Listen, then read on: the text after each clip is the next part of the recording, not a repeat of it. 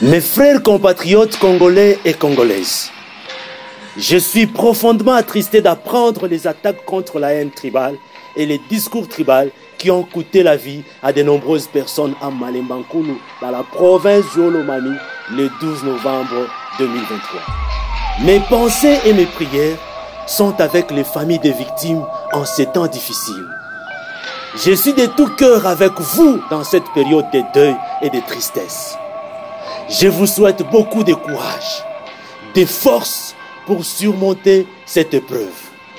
Sachez que vous n'êtes pas seuls et que nous sommes là pour vous soutenir. J'adresse mes réconforts aux femmes et aux hommes qui ont été violés et violentés sexuellement, psychologiquement, tout comme physiquement.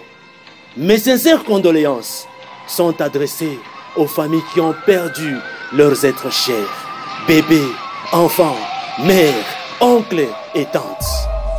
Ces actes de violence sont inacceptables et je m'en vais les condamner avec la plus grande fermeté, tout en demandant à notre État congolais de prendre des mesures pour identifier et punir les auteurs de ces crimes odieux. Il est important que les responsables soient traduits en justice pour que la paix et la sécurité puissent être rétablies dans notre pays. Congolais et Congolaises, qui a choisi de naître dans telle ou telle autre tribu? Qui a choisi de naître Luba ou Mukongo? Qui a choisi de naître Congolais ou Zambien si tout cela n'est que la volonté et le destin de Dieu seul? Mais pourquoi le tribalisme? Pourquoi cette haine tribale qui nous déchire nous-mêmes? Mes frères congolais, les discours de haine et de violence ne sont jamais la solution à n'importe quel problème.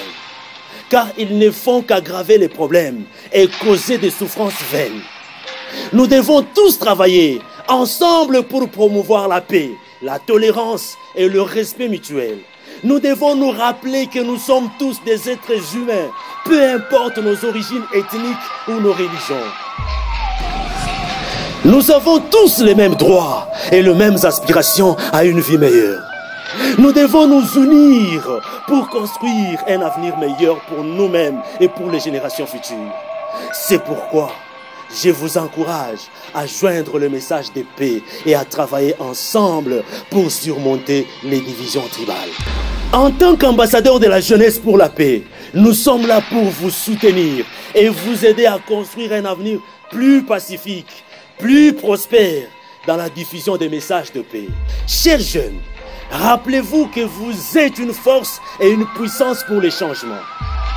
Vous pouvez jouer un rôle important dans la promotion de la paix et de l'harmonie dans notre société. Vous jeunes, vous êtes la génération qui peut apporter de changements significatifs dans notre pays et dans le monde entier. Vous avez la capacité de faire la différence et de construire un avenir meilleur pour tous.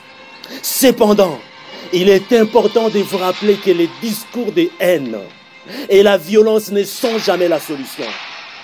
Ils ne font qu'aggraver les problèmes et causer des souffrances générationnelles. Soyez conscients des dangers de la haine tribale et des discours qui incitent à la violence.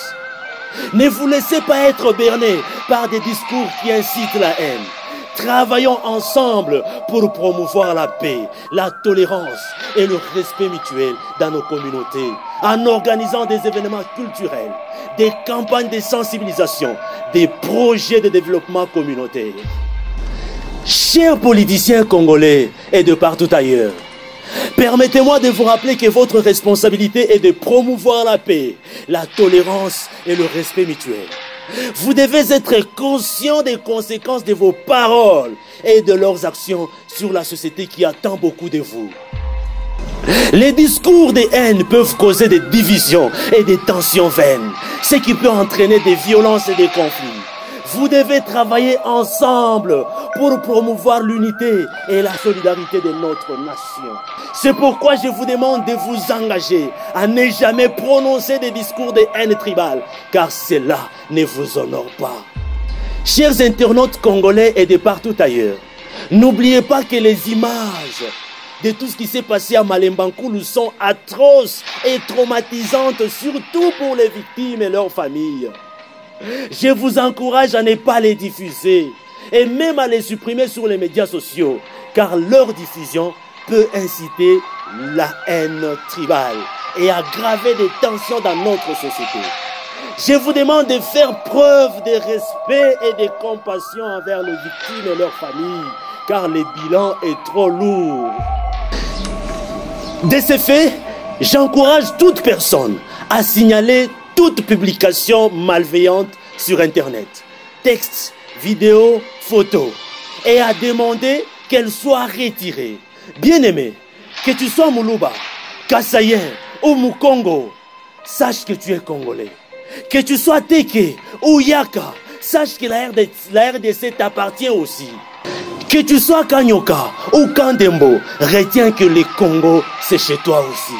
Ensemble, sachons que la diversité de nos langues, de nos tribus, font notre force et notre fierté. Cela fait aussi peur à nos ennemis de l'extérieur. C'est pourquoi restons toujours Congolais, forts, unis et indivisibles. À tous et à chacun, sachons qu'ensemble, nous pouvons construire un avenir plus pacifique et plus prospère pour tous les Congolais. Avec Jésus-Christ, nous pouvons construire une nation sans verser le sang des innocents. Avec Jésus-Christ, nous pouvons bâtir une nation sur la paix durable, sans violence ni conflit. Avec Jésus-Christ, l'émergence de la RDC est possible sans discours ni haine tribale. Avec Jésus-Christ, l'amour et le respect mutuel sont possibles dans notre pays. Que Dieu bénisse la République démocratique du Congo et la réserve pour la génération future. Merci de véhiculer massivement ce message patriotique.